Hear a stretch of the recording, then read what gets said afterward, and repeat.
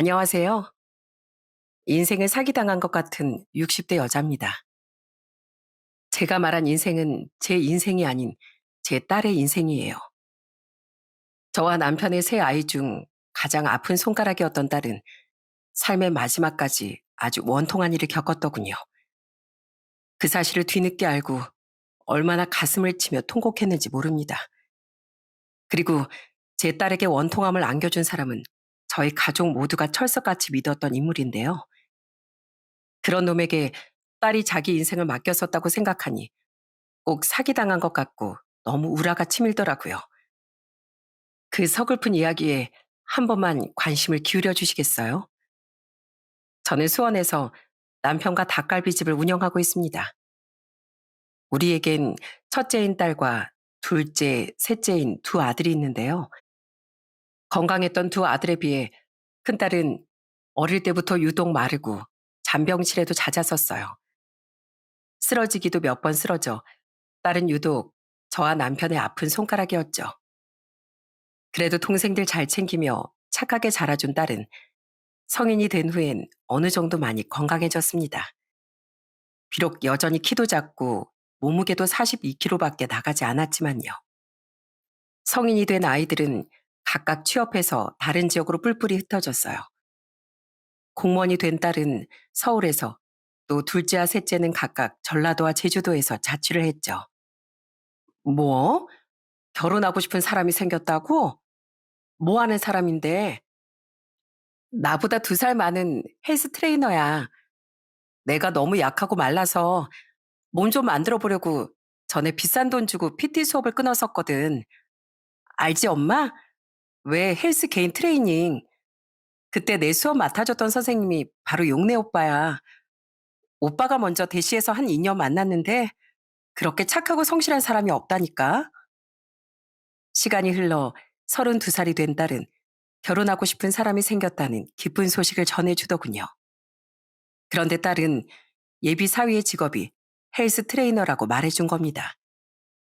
솔직히 그 얘기를 듣고 반가운 마음보단 약간의 우려가 앞서더군요. 헬스 트레이너 중엔 가벼운 사람이 많다느니 하는 얘기를 평소에 좀 들었거든요. 그래도 저와 남편은 딸의 안목을 믿고 결혼 인사를 오고 싶어 하던 사위를 집으로 초대했습니다. 엄마, 아빠, 용래 오빠 진짜 착하고 성실한 사람이야. 오빠만 계속 찾는 회원들도 엄청 많고 무엇보다 나밖에 모르는 사람이니까 잘 대해줘. 딸은 우리가 사위를 만나기 전부터 사위가 정말 건실하고 착한 사람이라고 말을 해줬거든요. 그런데 정말 만나보니 사위는 저희의 우려보다 훨씬 깍듯하고 예의 바른 착한 청년이더군요. 또 한편으론 짠한 면이 있기도 했는데요. 그날 남편과 술을 많이 마시면서도 최대한 흐트러진 모습을 보이지 않으려 애를 쓰던 사위는 자신의 속사정에 대해 털어놓기도 했어요. 전 어머니 사랑을 거의 모르고 자랐어요. 어머니는 제가 어릴 때 아버지처럼 가난한 농부랑 그 시골 구석에서 더는 살기 싫다면서 이혼해 버리셨거든요. 그 뒤론 바로 재혼해서 저랑 완전히 인연까지 끊고 사셨고요. 지금은 어디 해외 가서 살고 있다던데 저한텐 거의 없는 존재나 마찬가지예요. 안사돈과 이혼한 후 박가사돈은 혼자 힘든 형편에 농사를 지으며 사위를 키우셨다더군요. 그래서 서희는 자신은 빨리 가정을 꾸리고 싶었다고 말했어요. 아주 화목하고 안정적인 가정을 꾸려 자신의 아이에겐 엄마 아빠의 사랑 모두 듬뿍 알려주고 싶었다고요. 전 제 어머니란 사람 말고 끝까지 절 책임지고 키워주셨던 아버지를 닮으려고 노력하면서 살았어요. 비록 제가 공부머리는 없어서 이렇게 운동 쪽 길을 걷게 되긴 했지만 그래도 저 맡은 일에 뭐든 최선을 다하는 성실한 놈입니다. 그래서 평생 승희랑 제 아이들만은 안 굶기고 살 자신 있어요. 믿어주시면 정말 좋은 남편, 좋은 사이가 되어 보이겠습니다. 그런 아픈 상처를 가지고 있으면서도 책임감 있고 바르게 자란 것 같은 사이가 점점 마음에 들더군요. 게다가 이후 상견례 때 뵈니 시골에서 농사를 짓고 계신다던 사돈어른도 참 점잖고 선한 분이었어요. 그렇게 저희 딸은 사위와 결혼하게 되었죠. 그것도 저희 도움도 받지 않고 두 아이의 힘만으로 말입니다. 저와 남편은 딸에게 도움을 주겠다고 말했었는데 딸이 웃으며 거절하더라고요. 괜찮아요. 저흰 차근차근 바닥부터 시작하고 싶어요. 두 아이는 자신들이 모은 돈에 대출을 좀 많이 받아서 서울의 작은 빌라 자가를 구했습니다. 그렇게 결혼한 후 딸은 사위와 정말 행복하게 살더군요. 사위는 딸을 거의 공주님 대하듯 아껴줬고 딸도 그런 사위를 배려하고 아끼며 정말 잘 살더라고요. 딸은 결혼한 이듬해에 건강한 아들을 낳았는데요. 딸이 임신했을 동안 사위는 정말 지극정성이었어요. 여보, 혼자 계단 오르내리지 말라고 했잖아. 내가 부축해준다니까. 불면 날아갈까. 어찌나 저희 딸을 애지중지하는지 보는 저와 남편이 다 행복해질 정도더라고요. 또 손주가 태어났을 땐 뒤늦게 소식을 듣고 병원에 달려갔다가 깜짝 놀라기도 했습니다. 사위가 병실 밖으로 저를 맞으러 나오더니 갑자기 엉엉 울기 시작했거든요. 다리에 힘이 풀린 듯 바닥에 무릎까지 꿇으면서요. 왜 그러는데? 우리 승이 뭐가 잘못됐대? 그게 아니고요. 집사람도 애도 다 건강한데 저 너무 무서웠어요. 혹시 애 낳다가 집사람이 잘못되기라도 할까 봐서요. 그래서 그만 장인 장모님을 뵈니까 긴장이 풀려서. 사위는 그냥 저희 딸을 너무 걱정했던 나머지 눈물이 쏟아졌던 겁니다. 그렇게 손주가 태어난 뒤 사위는 더더욱 딸에겐 좋은 남편이, 손주에겐 듬직하고 좋은 아빠가 되어주더라고요. 그렇게 때론 여리더라도 듬직하고 남자다던 사위는 유독 저희 앞에서, 특히 제 앞에선 좀 종종 어린애 같은 모습을 보이기도 했었는데요. 저는 엄마 사랑을 잘 모르고 자랐다던 사위에게 꼭 저희 아들을 대하듯 친엄마처럼 잘해주려고 노력했었거든요. 저희 딸에게 잘해주던 사위에게 고마워서라도 전 어딜 가나 사위가 좋아하는 옷, 음식들을 제일 먼저 챙겨주기도 했었죠. 그랬더니 사위도 제게 남다른 정이 쌓인 건지 제게 점점 애교도 부리고 눈물도 보이는 등 어린아이 같은 면모를 보여줬던 거예요. 저희 딸이 손주를 낳았을 때 절 보자마자 눈물을 터뜨렸던 것처럼 말입니다. 장모님, 장인어른, 사위 왔습니다. 와, 맛있는 냄새. 장모님, 저 오늘 장모님표 미역국 먹을 생각에 점심부터 굶고 왔어요. 그런 사위는 제가 해준 음식도 굉장히 좋아했어요. 특히 사위는 제가 끓여주는 소고기 미역국을 제일 좋아했답니다. 딸이 결혼하고 얼마 안 되어 제 남편의 생일이 찾아왔었는데 그때 제가 남편을 위해 끓인 미역국을 한 입 먹어보더니 사위는 왈칵 눈물을 터뜨리더군요. 너무 놀라서 왜 그러냐고 물었더니 사위는 애써 눈물을 닦으며 이렇게 말하더군요. 저희 아버진 좋은 분이었지만 무뚝뚝한 면도 있으셔서 생일에 미역국 끓이고 이런 걸 잘 못해 주셨어요. 그래서 전 괜히 미역국에 대한 환상이 있었는데 이걸 먹어보니까 아주 예전에 제 어머니가 직접 끓여주셨던 미역국 맛이 생각났어요. 그래서 괜히 눈물이 났나 봐요. 죄송해요.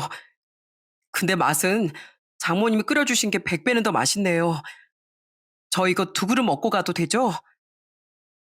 저희 애들은 생일이 아니어도 자주 먹고 자란 미역국이건만 그런 사위의 말을 들으니 마음이 참 아프더군요.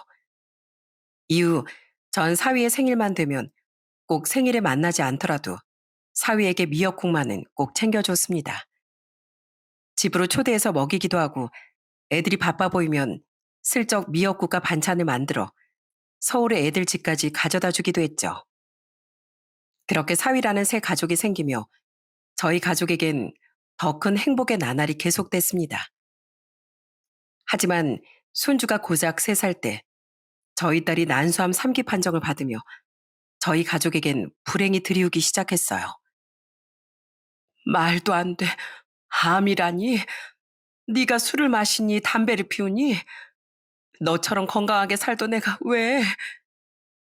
술, 담배 안 한다고 암 안 걸린다는 법이 어딨나? 난 괜찮아, 엄마. 그래도 3기면 아직 가능성이 있는 거래. 나 우리 우진이를 위해서라도 꼭 살 거야. 정말 하늘이 무너지는 것 같더군요. 어릴 적부터 그렇게 병치를 하던 딸이 결국 그런 무서운 병까지 걸렸다니 너무 절망스럽더라고요. 그때 저와 남편 그리고 사위는 크게 오열했었는데요. 오히려 딸은 씩씩하게 치료에 대한 의지를 드러냈습니다. 그렇게 딸은 수술을 받고 5달가량 항암 치료까지 받았어요. 그때 비록 큰 부작용을 겪긴 했지만 딸은 씩씩하게 이겨내줬죠. 여보, 고마워. 다 이겨내줘서 정말 고마워. 난 정말 당신 없이 못 살아.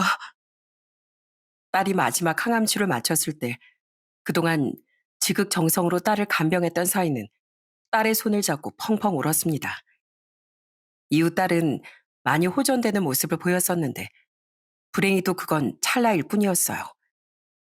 딸은 고작 2달 뒤쯤 또다시 복부 통증과 식욕 저하 등의 이상 증세를 느꼈고 결국 재발 판정을 받고 말았거든요. 그때 딸의 상태는 거의 말기라는 의사의 말을 듣고 전 바닥에 털썩 주저앉고 말았습니다. 괜찮아, 엄마. 꼭 말기 판정 맞는다고 다 인생 끝나는 건가? 끝날 때까진 끝난 게 아니잖아. 그럼에도 불구하고 딸은 마지막까지 희망을 잃지 않으려 애를 쓰더군요. 하지만 전과 다르게 딸의 상태는 급속도로 나빠지기 시작했어요. 저와 남편은 당분간 가게까지 쉬어가며 딸의 옆에 꼭 붙어 있었죠. 이게 정말 마지막일까 싶어 두려웠거든요. 또 저와 남편은 그때 우리와 교대로 딸을 간병하랴, 일도 다니랴, 마음고생까지 하랴 정신없었던 사위를 위해 사위의 부탁으로 잠시 손주도 봐주었습니다. 감사해요, 장모님, 장인어른. 두 분도 힘드실 텐데 제가 지금 정신으론 도저히 우진이를 잘 챙겨줄 수 없을 것 같아서요. 괜찮네. 그러니까 자넨 자네 몸이라도 잘 챙겨. 그만 좀 울고. 아휴, 그러다 자네 몸에 있는 물기가 아주 다 날아가겠어. 매일 눈물바람이었던 사이가 너무 안쓰럽더군요. 사위와 딸이 얼마나 금슬이 좋았는진 그 둘을 아는 모두가 알고 있었으니까요. 최대한 자주 딸을 보러 오던 저희 아들들도 사위를 보면 차마 괜찮냐는 말조차 건네지 못했습니다.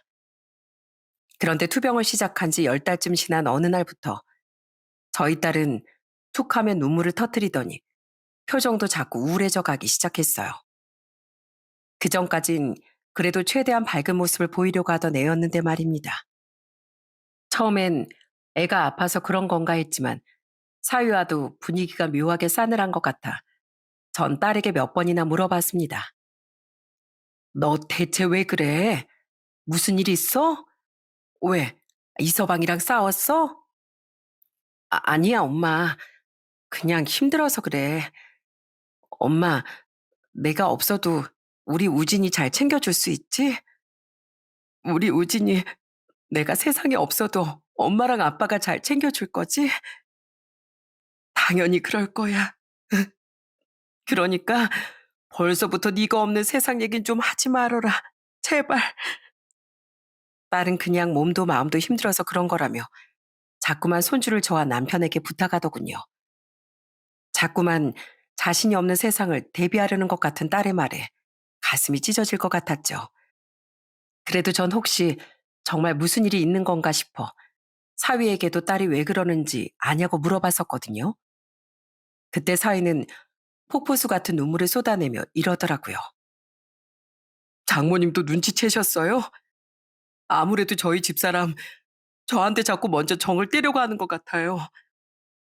제가 집사람 없으면 전 어떻게 사냐면서 너무 힘들어하니까 그 착한 사람이 절 위해서 그러는 것 같아요.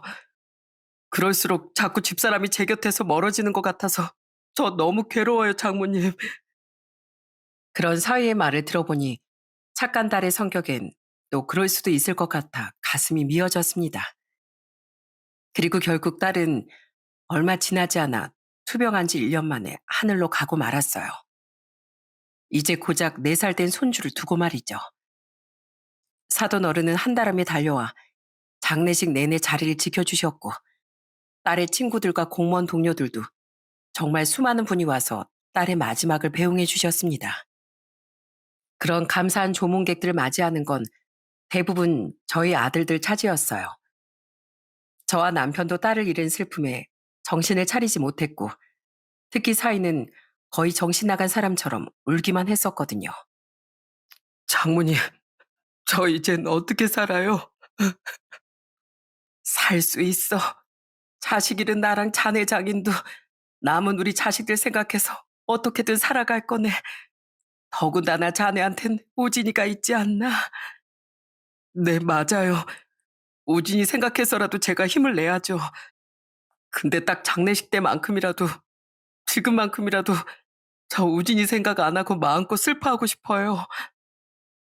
자식 잃은 부모 마음도 절망스러웠지만 그렇게 사이좋던 아내를 잃은 남편 마음도 오죽할까 싶더군요. 그렇게 슬픔 속에 딸을 떠나보내고 우린 사위와 손주도 서울의 사위집까지 직접 데려다 주었습니다. 그리고 딸의 장례가 끝난 지 이틀 뒤 저와 남편은 사위와 손주가 걱정되어 사위 집에 다시 찾아갔었어요. 그때 사위는 살은 좀 빠진 것 같았지만 그래도 손주는 잘 돌보고 있는 것 같더라고요. 또 사위는 오히려 저와 남편을 걱정하며 이렇게 말했었죠. 자네 괜찮나? 우린 자네랑 우진이가 영 걱정돼서. 제가 장례식 땐 너무 듬직하지 못한 모습을 보였죠. 죄송해요. 사실 저보다 처남들이랑 두 분이 훨씬 힘들었을 텐데 제가 너무 제 슬픔을 다스리지 못했었어요.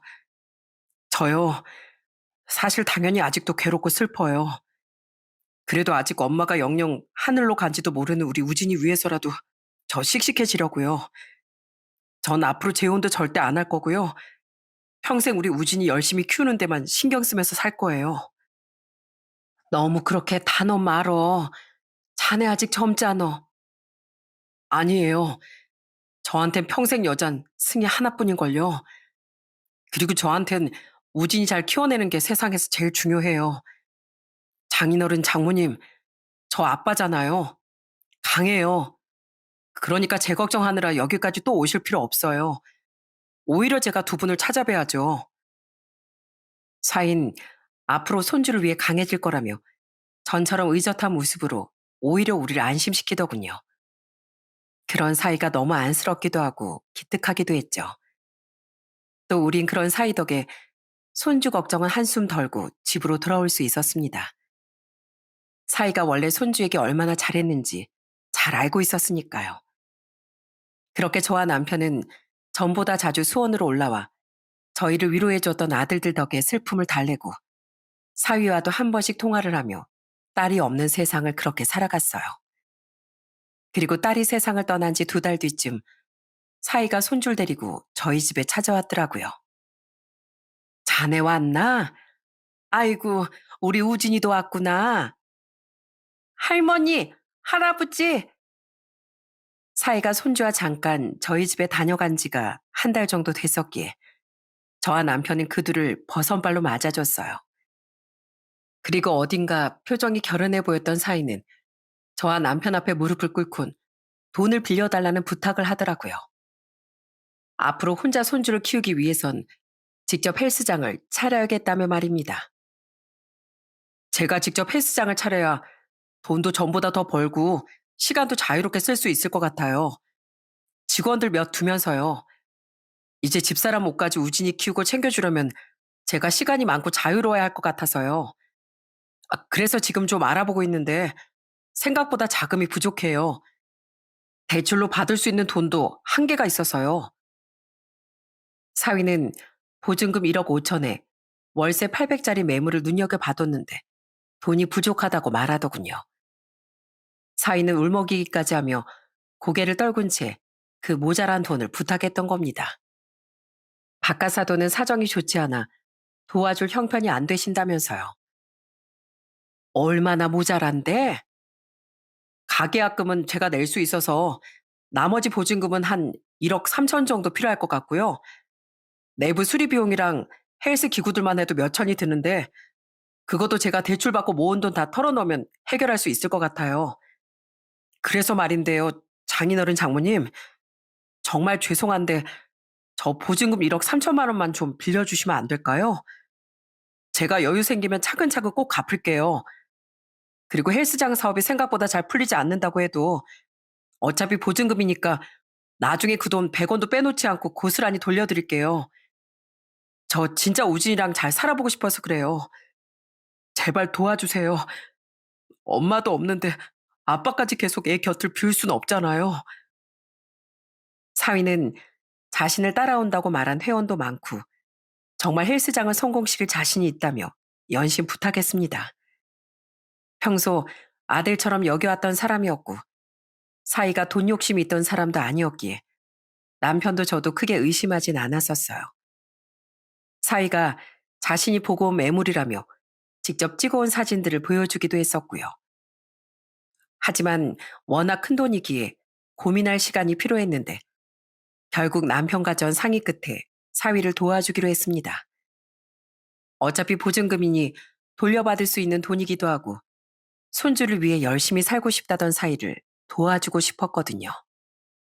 그렇게 우린 그달 말까지 사위에게 그 돈을 마련해 주기로 했죠.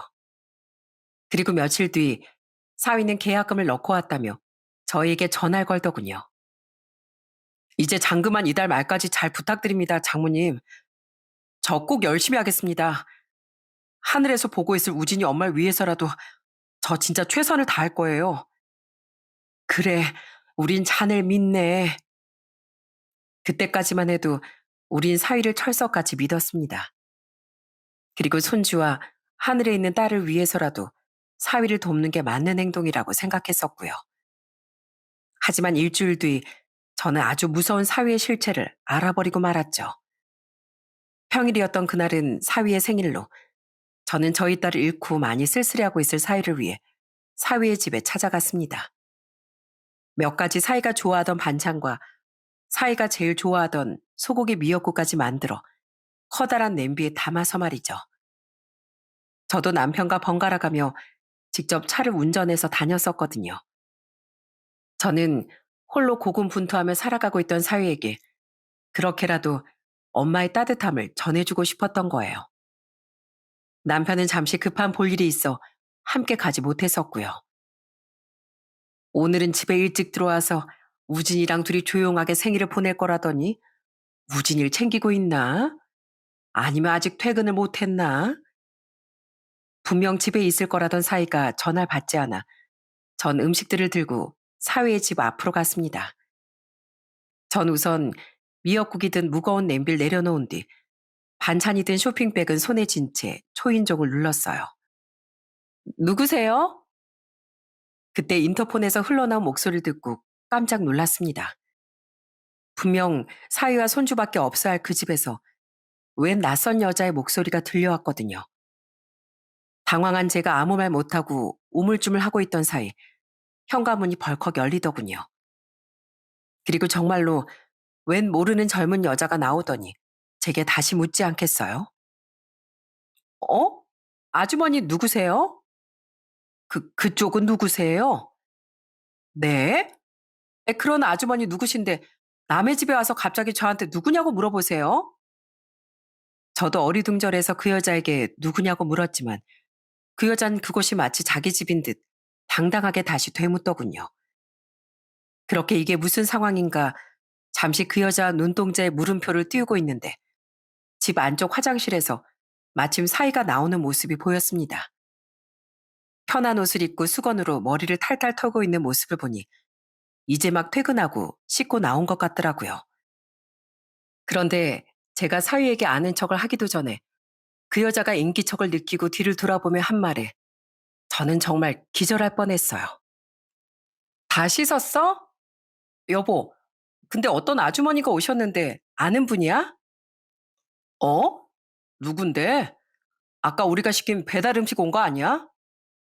나도 그런 줄 알고 문 열어드렸는데 그게 아닌 것 같아서 그래. 그 여잔 사위에게 여보라고 불렀던 겁니다. 대체 저희 딸이 세상을 떠난 지 고작 2달밖에 안 된 마당에 왜 낯선 여자가 사위에게 그것도 여보라고 부르고 있는지 도저히 이해가 되지 않더군요. 그리고 이내 문 앞에 서 있던 절 본 사위는 경악한 표정으로 곧장 바닥에 주저앉아 버렸어요.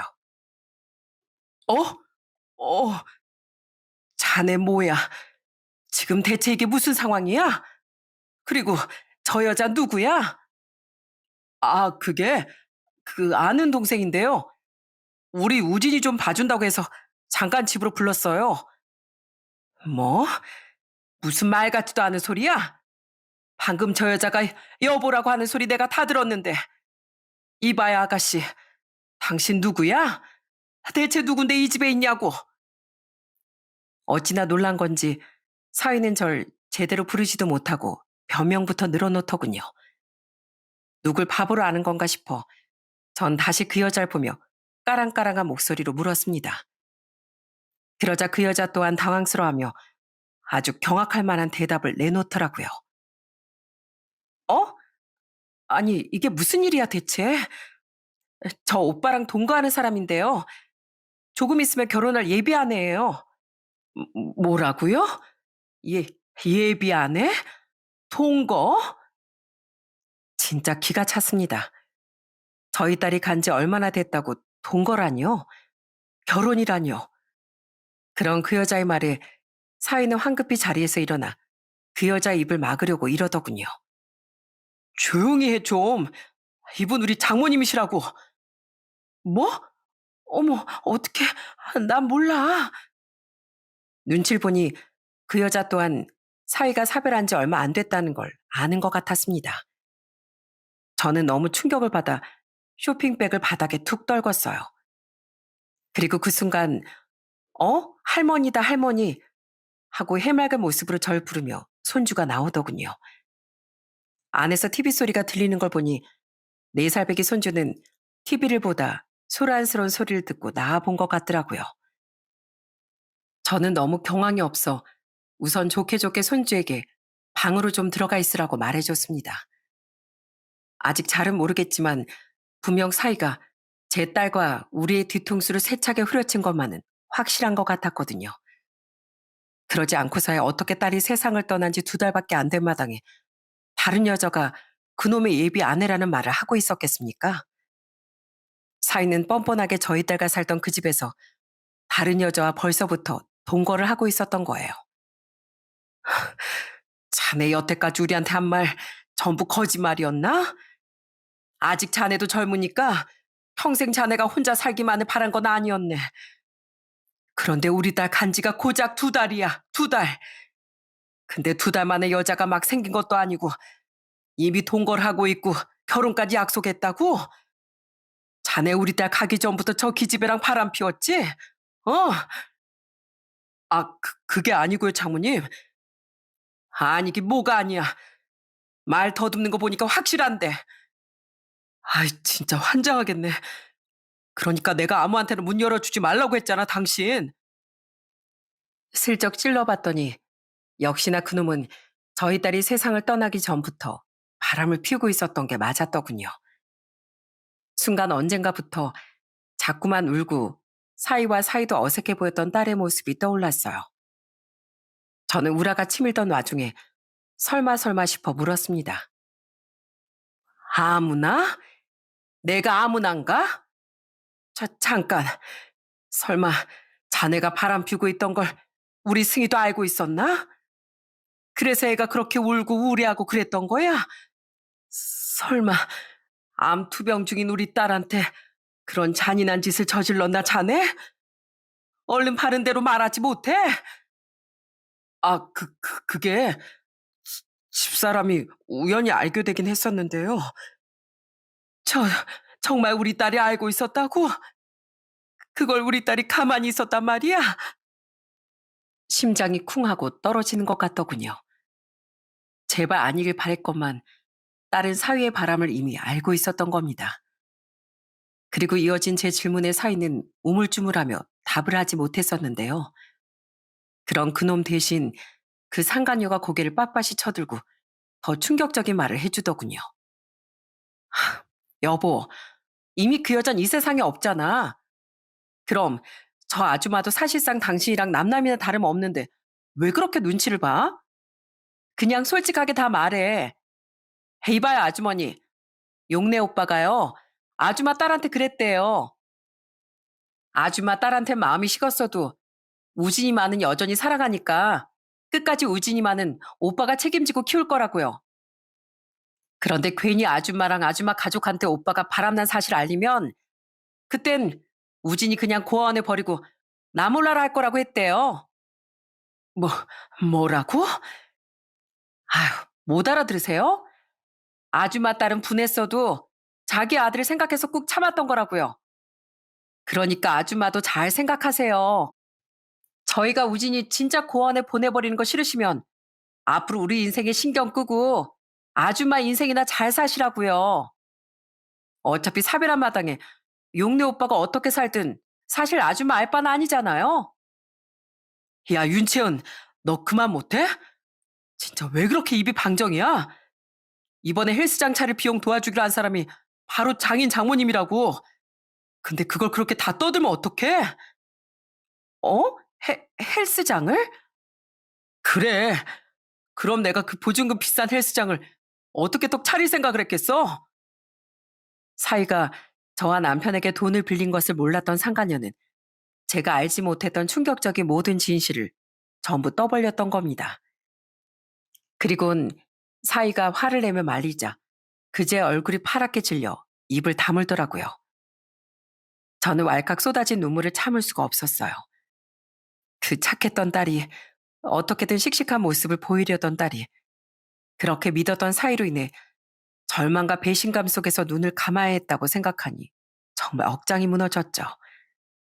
사위는 안절부절 못하며 절 바라봤고 저는 사위를 향해 울부짖었습니다. 자네가 감히, 우리가 자네를 얼마나 위하고 믿었는데, 그런데 감히 우리 딸 여생을 불지옥으로 만들었다고? 그랬으면서 감히 우리 손주랑 승희를 핑계로 들면서 우리한테 돈까지 빌리려고 해? 이 소채로 팔팔 끓여서 숨통을 끊어놓을 놈아.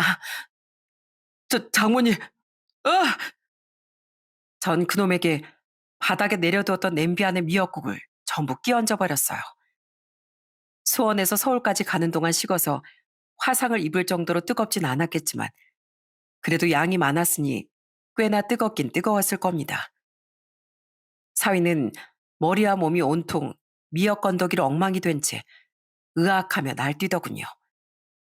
하지만 전 거기에서 끝내지 않고 이번엔 쇼핑백 안에서 반찬통을 전부 꺼내들었어요. 저는 멍청하게 서 있던 상간녀의 얼굴에 그 안에 들어있던 겉절이며 무말랭이를 전부 던져버렸죠. 그리고 사위처럼 정신을 못 차리던 상간녀의 얼굴에 남은 양념이며 반찬들을 손으로 마구 짓이겨줬습니다. 아! 아우, 눈매요. 아줌마, 진짜 그만 안 둬요? 내가 마음 같아선 네 창자를 다 뽑아내고 싶은 심정이야. 알아?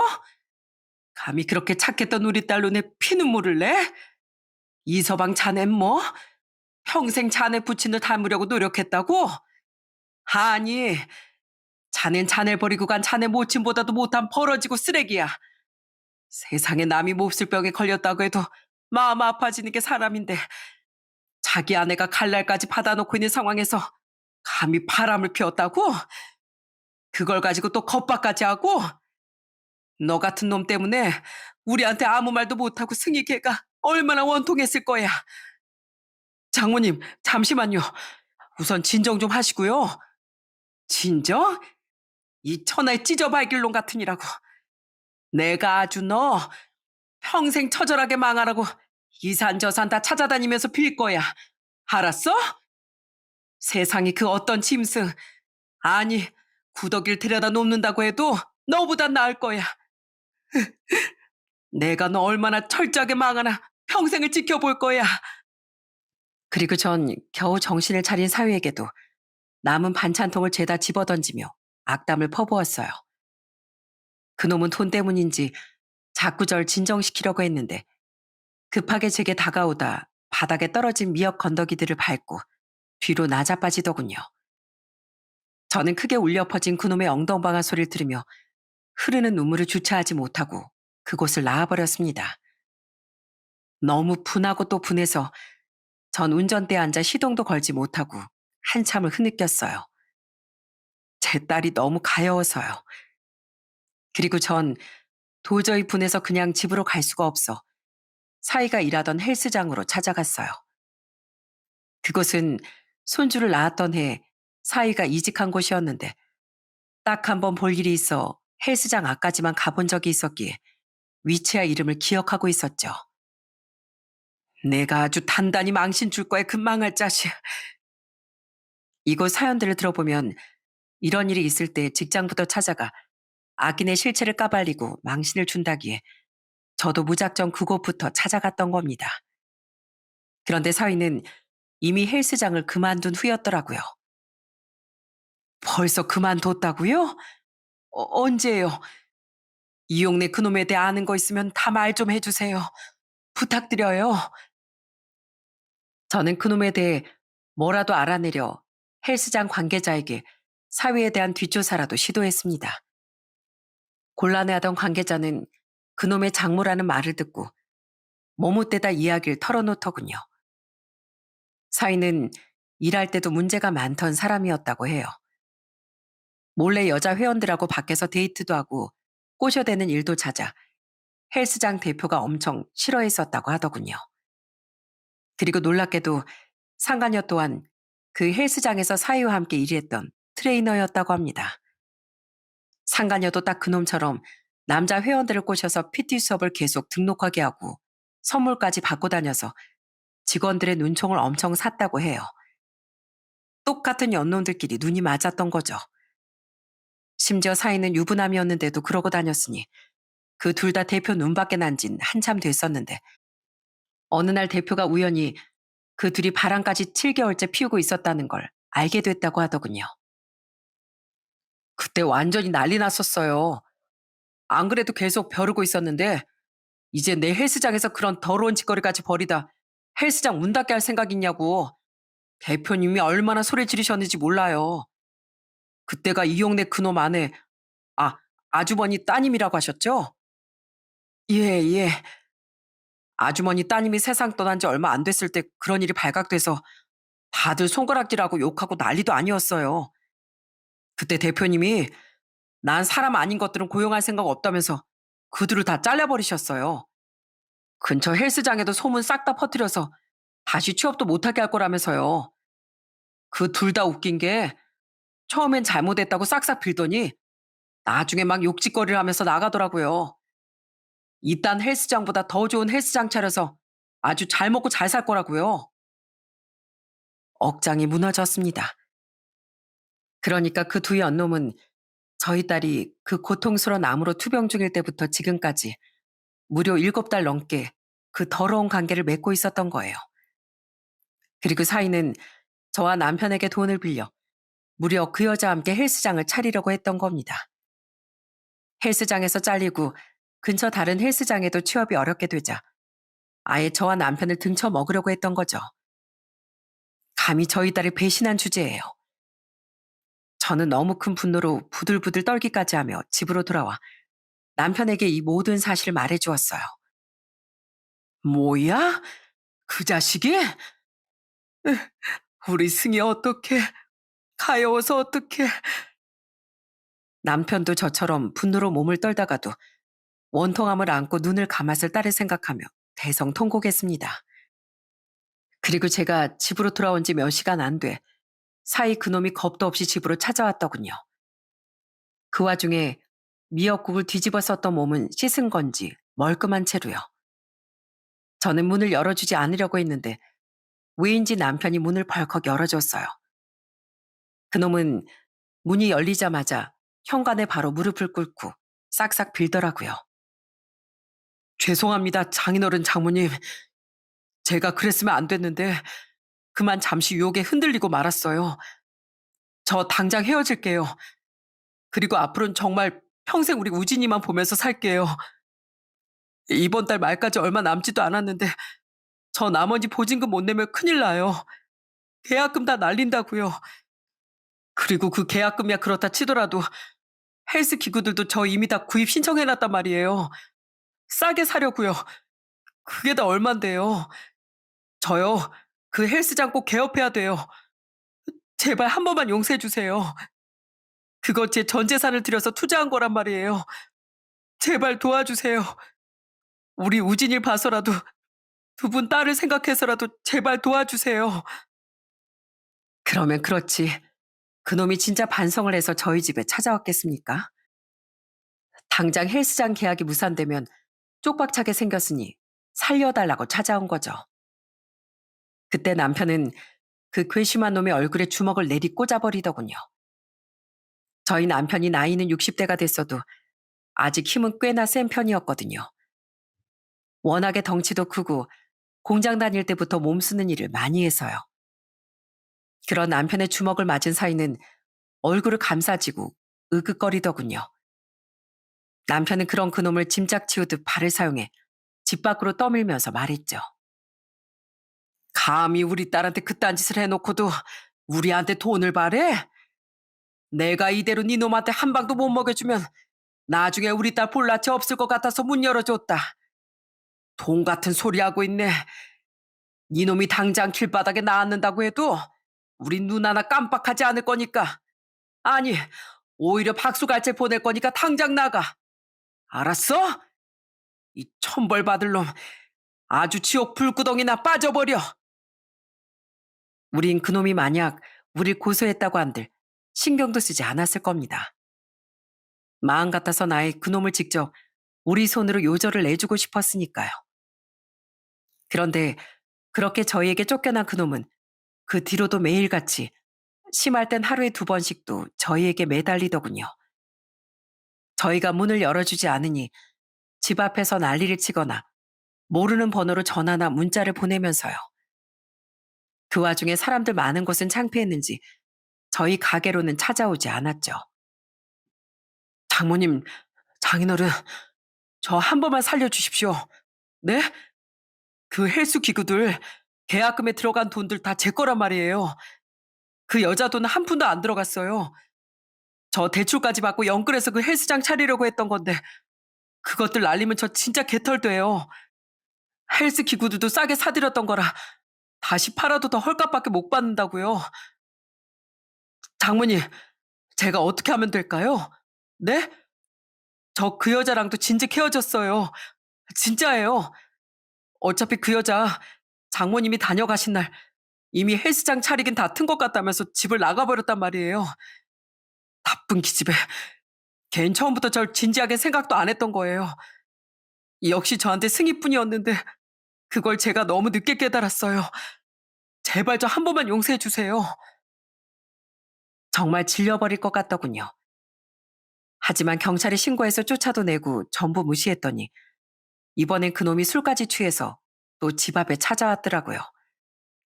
그런데 그놈 하는 말을 들어보니 이번에 손주까지 데려온 것 같더라고요. 안 그래도 손주 걱정은 계속 하고 있던 저와 남편은 놀라서 우선 문을 열어주었습니다. 그놈은 정말 손주와 함께 손주의 짐까지 들고 왔었어요. 그리곤 한다는 말이 아주 괘씸하기 짝이 없었죠. 두 분이 저 진짜 망하게 하시잖아요? 그럼 저 얘 못 키워요. 맞벌이 하거나 같이 키울 집사람도 없는데 제가 그 와중에 애까지 혼자 어떻게 키워요? 두 분이 그렇게 끝까지 저 안 도와주시면 저 얘 그냥 고아원에 보낼 거예요. 어쩌실래요? 네? 뭐야? 세상 이런 천벌받을 놈을 봤나. 자네 버리고 떠나 자네 모친을 평생 그렇게 원망하더니 자네 나이 한술 더 떠서 애를 고아원에 보내버리겠다고? 제가 뭐 오죽하면 이렇게까지 하겠어요? 아니면 두 분이 키우시던가요?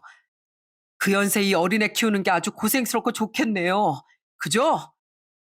그래, 애랑 짐은 여기 다 두고 가게. 우리 손주 우리가 키울 거니까. 세상 살다 살다 우린 자네처럼 몹쓸 인간은 처음 봤네. 어떻게 애를 그렇게 번번이 겁방용으로 이용해 먹나? 어? 세상 천지 어떤 부모가 그딴 짓을 해. 자네 부모 자격도 없으니까 2번 다시 애 얼굴 볼 생각도 말게.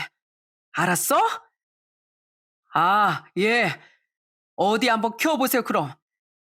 그 연세 애 다시 키우는 게 어디 쉬울 줄 아세요? 곧 저한테 미안하다면서 제발 애 데려가라고 사정사정해 되실걸요?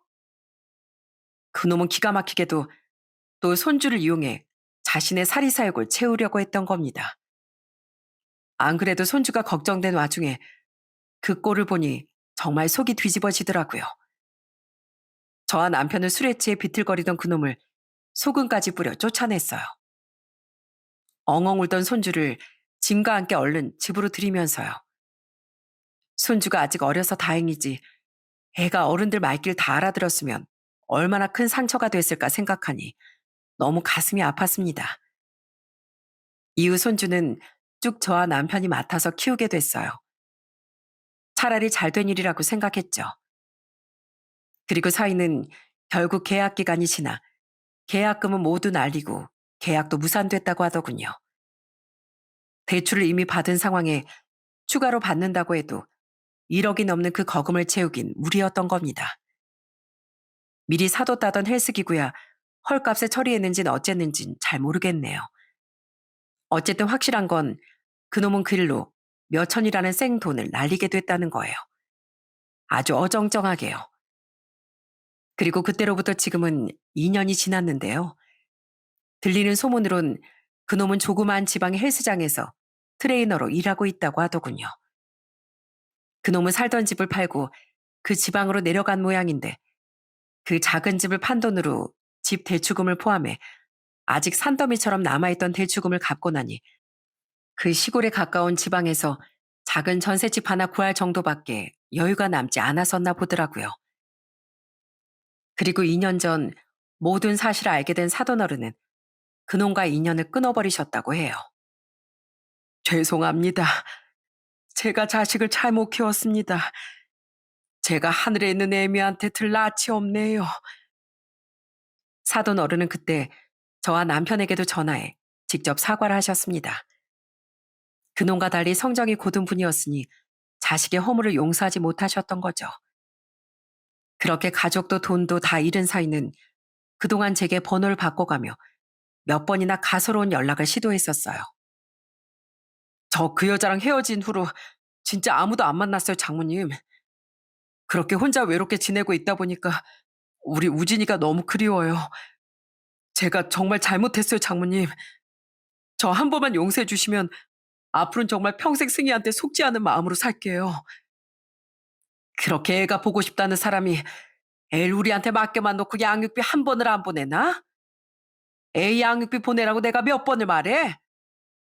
자네가 진심으로 단 1도 뉘우치지 않았다는 거 우린 잘 알고 있네. 이렇게 계속 연락하는 것도 제발 마음 풀고 다시 자네한테 헬스장 차려주길 바라는 거 아닌가? 아니면 외로워서 그러든가. 못된 사람 같으니라고. 우린 자네를 용서해줄 마음 요만큼도 없으니까 좋은 말 할 때 애 양육비나 보내게. 아니면 법원에서 우리 얼굴 보게 될 줄 알아? 저는 그런 사위에게 양육비 독촉을 할 때만 답장을 하곤 했습니다. 저는 그놈이 문자로 악어의 눈물을 흘리고 있다는 걸 잘 알고 있었거든요.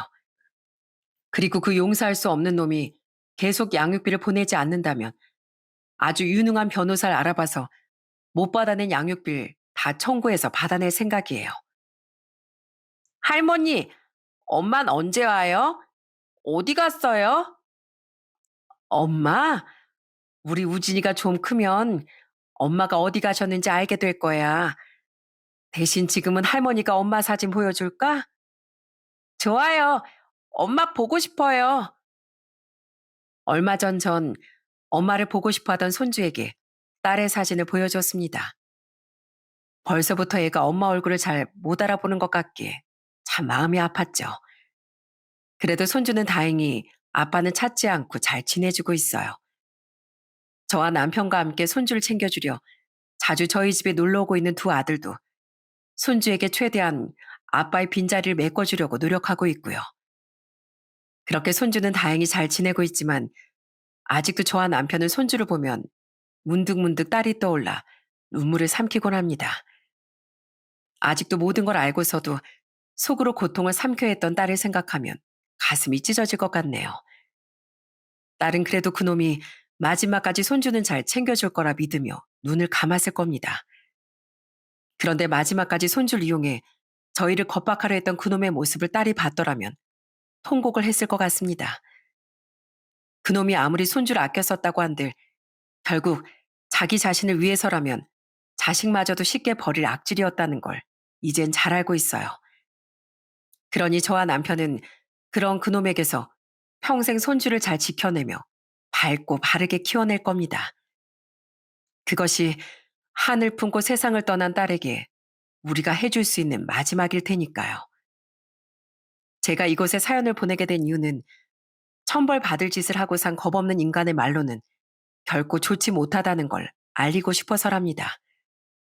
다른 여타 사연들과 같이 말이죠.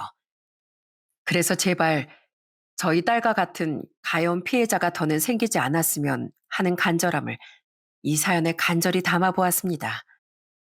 또한 부디 고통스럽게 생의 마지막을 향해 달려가고 있던 제 딸의 가슴에 비수까지 꽂아 넣었던 제 전 사위와 그놈처럼 용서받지 못할 죄를 저지른 악인들에게 평생 천벌이 따르길 꼭 바라고 싶네요.